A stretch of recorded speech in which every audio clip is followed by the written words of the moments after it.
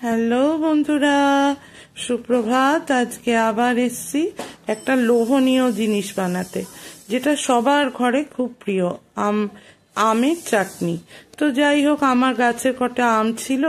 আমাদের গাছের আমগুলো না এমনি খুব কাঁচা মিঠা টাইপের, মানে অল্প মিষ্টি অল্প। প্রথমেই আমি একটুখানি তেল বসিয়ে তেলের মধ্যে আমি সর্ষে ফোড়ন দিয়েছি। অনেকে কিন্তু আবার 5 ফোড়ন শুকনো লঙ্কাও দেয়। আমি সর্ষে ফোড়ন দিয়ে আমার গাছের আম কটাকে আমি আমার তেলের মধ্যে কড়াইয়ে ছেড়ে দিলাম। এবারে আমি তাকে ভালো করে মাখাবো, সুন্দর করে একটু মাখো মাখো করবো যাতে আমটা গলে যায়, এবং সেই প্রসেসেই এগাচ্ছি। আস্তে আস্তে দেখবেন আমি আমগুলোকে একটু একটু নুন এবং সামান্য একটু হলদি রানি ছড়িয়ে, সামান্য কিন্তু একটু লবণ দিয়েছি, দিয়ে এবারে আমগুলোকে আমি একটু নাড়াচাড়া করব। এইটা করতে করতে এই গাছের আম বলে জানি না, আমাদের গাছের আম কিন্তু তাতেই অর্ধেক গলে যায়। তবে আমি কিন্তু সামান্য একটু ঢাকা চাপা দিয়েই করি। যাই হোক, আমি দেখেছি গাছের জিনিস যখন আমি রান্না করি সেই জিনিসের একটা আলাদা স্বাদ হয়। আর যখন বাজার থেকে কোনো সবজি কিনে এনেই সামান্য আমের চাটনি বানাই, সে আম গলতে টাইম লাগে, সে আমের অনেক কিন্তু ঝম্প থাকে। কিন্তু আমার গাছের আমের কোনো রকম ঝম্প নেই। একটু ঢাকা চাপা দিলাম, ঢাকা চাপা দেওয়ার পরে আবার খুলেছি ঢাকাটাকে। খোলার পর দেখুন আম প্রায় একদম গলে ভূত, কিছুই নেই। তাকে আরও একেবারে স্ম্যাশ করে করে দেওয়া।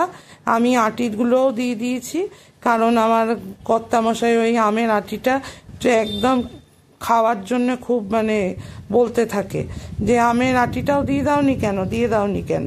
তো যাই হোক, সুন্দর করে আমার আম প্রায় গলে গলে এসছে। এখন আমি পাশে একটু উষ্ণ গরম জল একটু আমের চাটনিতে অ্যাড করে আবার আমি একটু ঢাকা চাপা দিলাম। এই ঢাকা চাপা দেওয়ার পর আমি কিছুক্ষণ বাদে খোলার পর দেখুন আমের চাটনি আমার কিরম ফুটছে। এইবারে আমি একটু পরিমাণ মতো চিনি দিলাম।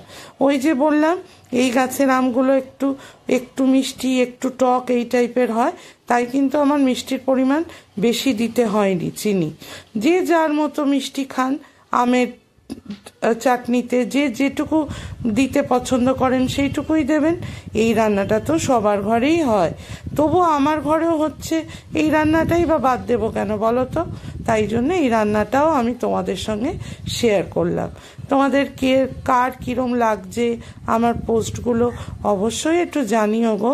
আমি তো বুঝতে পারছি না, আমি তো রান্নাগুলো দিচ্ছি, কিন্তু তোমরা একটু পাশে আমাকে একটুখানি জানিয়ে দিও যে কোথাও কিছু ভুল হচ্ছে কিনা। আমের চাটনি আমার একদম রেডি, আমি একদম সুন্দর করে বেড়ে নিলাম। তোমাদের যদি আমার পোস্টটা ভালো লাগে অবশ্যই একটু লাইক শেয়ার করো। টাটা।